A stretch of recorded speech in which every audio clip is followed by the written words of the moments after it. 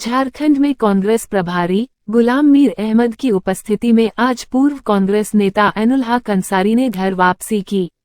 घर वापसी के बाद ऐनुल हक अंसारी को कांके विधानसभा क्षेत्र का प्रभारी नियुक्त किया गया।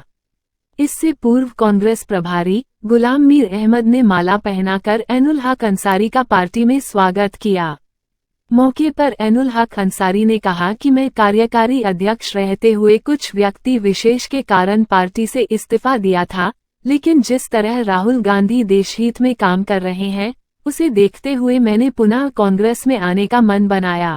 पिछले 25 सालों से मैं कांग्रेस के कार्यकर्ता के रूप में रहते हुए विभिन्न पदों से होते हुए मैं रांची जिला कार्यकारी अध्यक्ष के पद पर रहा और उसके बाद अगर हम लोभ की सियासत करते तो हमको तमाम चीज़ें मिल गया था। हम सिद्धांत की राजनीति करते हैं। मैंने पार्टी से इस्तीफा दिया और उसके बाद पुनः कांग्रेस के तमाम नेताओं ने जो हमारी नाराज़गी थी उन बिंदुओं पे बातें किए। अब पुनः मैं कांग्रेस में आने का फैसला किया और मैं पुनः कांग्रेस पार्टी में आई। इसमें खास बात है कि माननीय राहुल गांधी का जो देश के प्रति, संविधान के प्रति और जो उनका प्रयास है उससे हम प्रेरित होकर पुनः कांग्रेस पार्टी में शामिल हुए। वहीं कांके विधानसभा से कांग्रेस प्रत्याशी सुरेश बैठा के बारे में कहा कि सुरेश बैठा कई बार चुनाव हार चुके हैं, बावजूद उन्होंने क्षेत्र की जनता का साथ नहीं छोड़ा।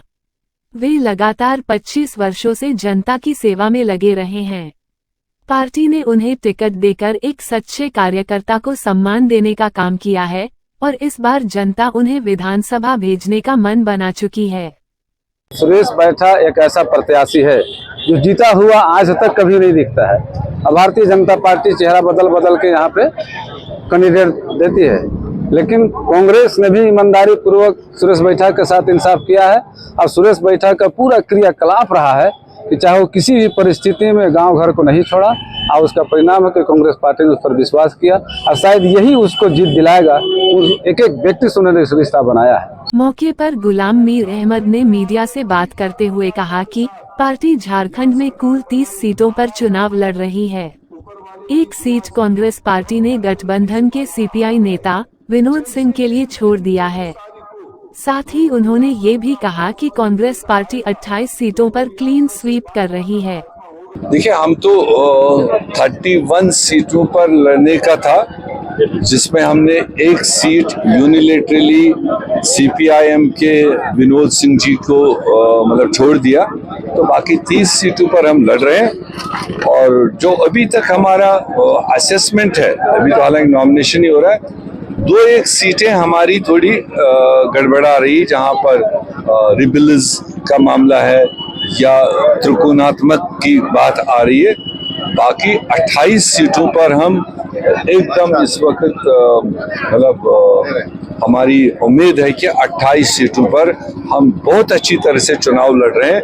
कांग्रेस प्रभारी गुलाम मीर अहमद ने बांग्लादेशी घुसपैठियों के सवाल पर कहा कि ये मुद्दा उछालकर भाजपा अपनी ही लापरवाही को दर्शा रही है, क्योंकि दूसरे देशों के घुसपैठियों पर नजर रखना डिफेंस मिनिस्ट्री, गृह मंत्रालय का काम है, न कि स्टेट का।